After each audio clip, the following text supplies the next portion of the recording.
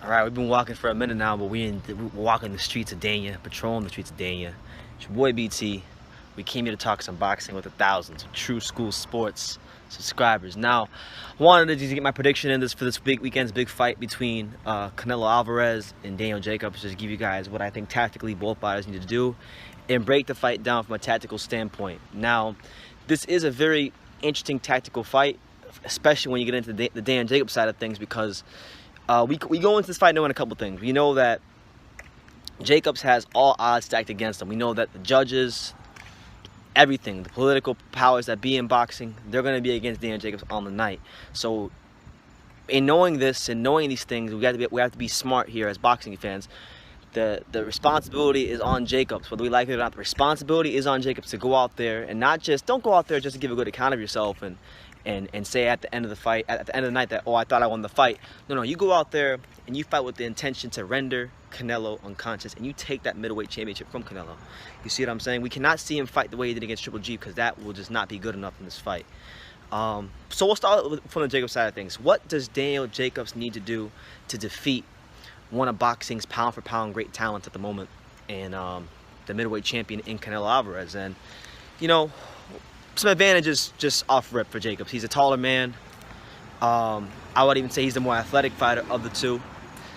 And what he needs to do in the first couple rounds is find a way to get Canelo's respect. Now, this can come in many ways.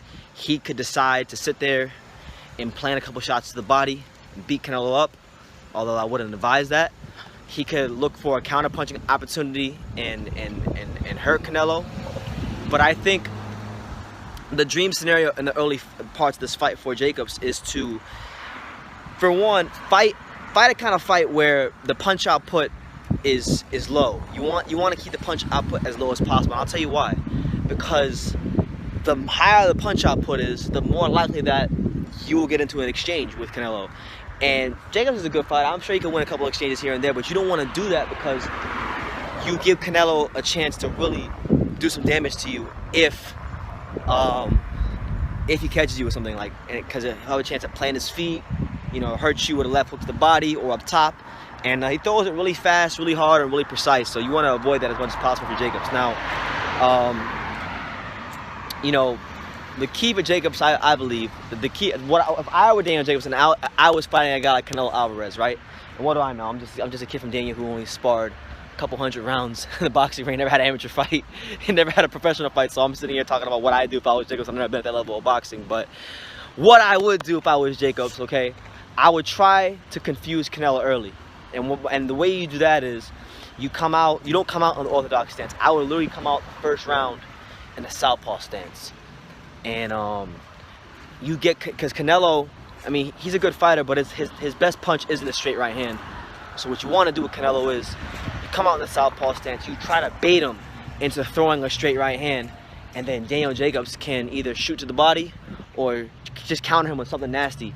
And you know, if Canelo decides not to lead and he wants to fight in spurts, then you fight him at mid-range and you step in with something with some oomph on it. But you get his respect early, and he needs to do that in the first 3 rounds. If he fails to get Canelo's respect early, it's going to be a very, very short fight. Okay, I'm telling you that right now.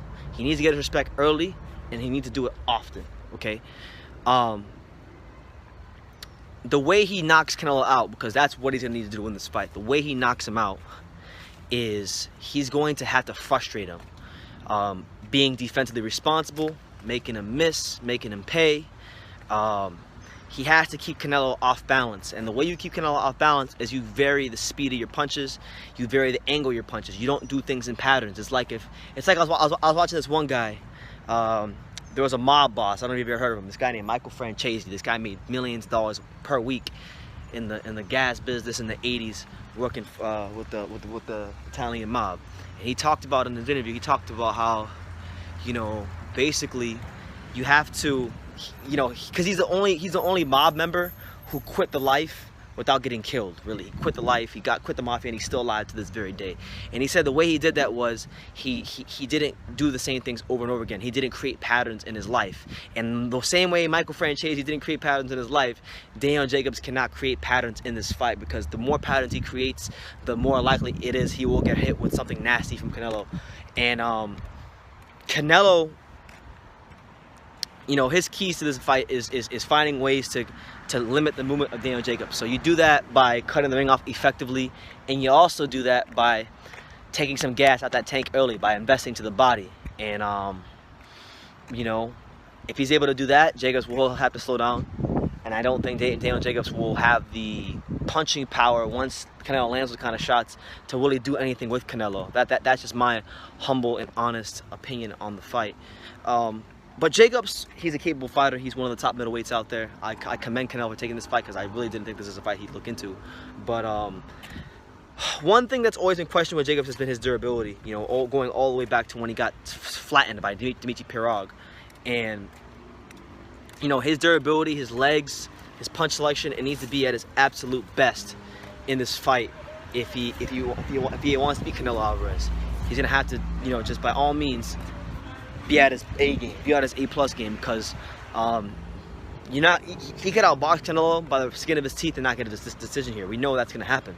So he needs to go out there, not with the objective to try to barely win the fight. He needs to go out there and look for total domination, and the way he does that is you break the rhythm of Canelo. You don't create the same patterns over and over again. You don't do the same things. You don't throw the same 2 punches at the same speed.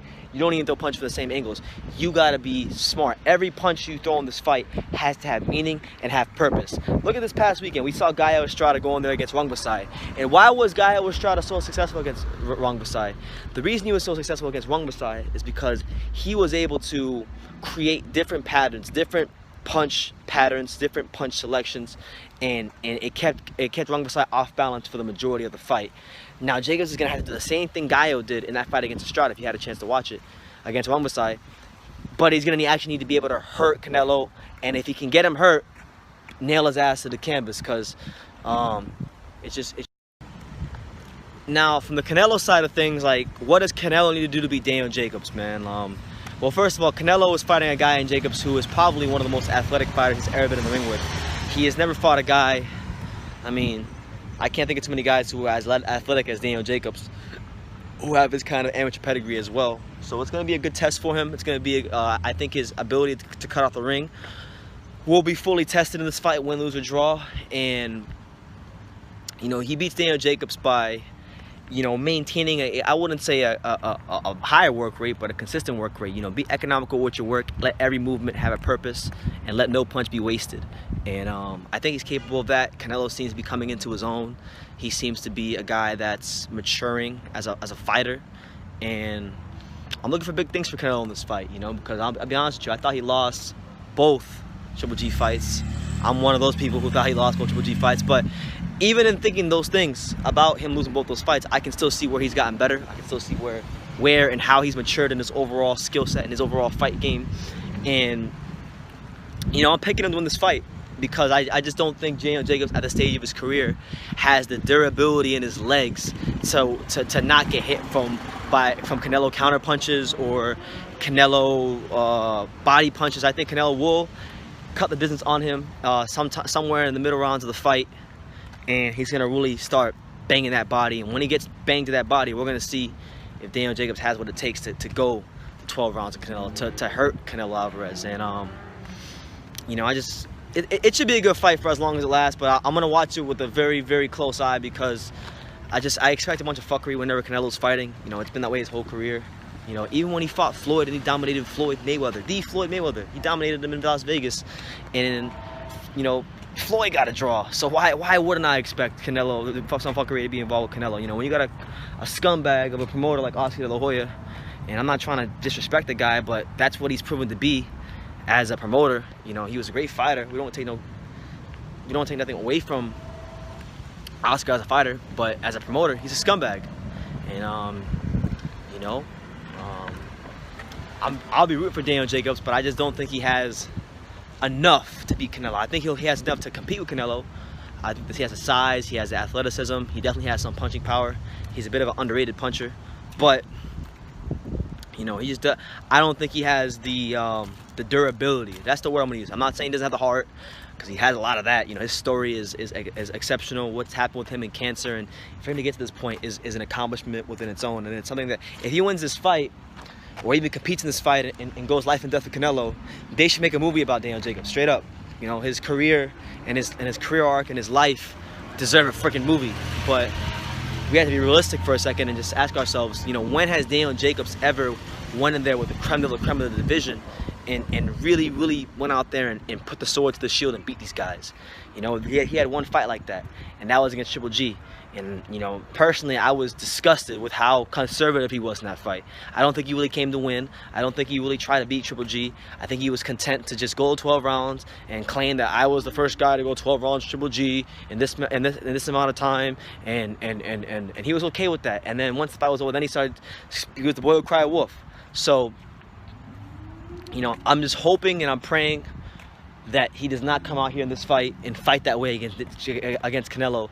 Because I'll tell you right now, and I'm warning you guys right now in this video, so when it happens, you don't get mad at me and say, oh, well, Brennan, you're just hating Daniel Jacobs. Or for those who want to get real radical and say, oh, well, BT, you just hate black fighters and you're racist and yada, yada, yada, all this bullshit I hear in my comments. I'm telling you right now, if Daniel Jacobs comes out against Canelo Alvarez and he boxes anything similar to the way he fought Triple G, and he's conservative, I will never forgive him for this, because it's a known fact. He knows this, I know this, and the whole boxing world knows this, that he is up against it. He is not going to get a fair shake against Canelo Alvarez. So you need to come out with the intent to hurt him, and hurt him often. But I just, my gut feeling tells me that he's gonna revert the type. He's gonna feel Canelo's power. He's gonna get on the big stage, and he's not gonna perform up to the level he needs to perform at to beat a Canelo Alvarez. And I would not be the least bit surprised if Canelo breaks Daniel Jacobs down and stops him. And in fact, that would be my prediction. I got Canelo Alvarez breaking down and stopping Daniel Jacobs in 10 rounds. So that's my prediction. Canelo Alvarez, TKO, 10 round. Let me know what you guys think in the comments down below. Take the time to subscribe, like I say in every single video. You can love me or you can hate me, but I'm just a kid from Daniel. So until next time, take care, guys.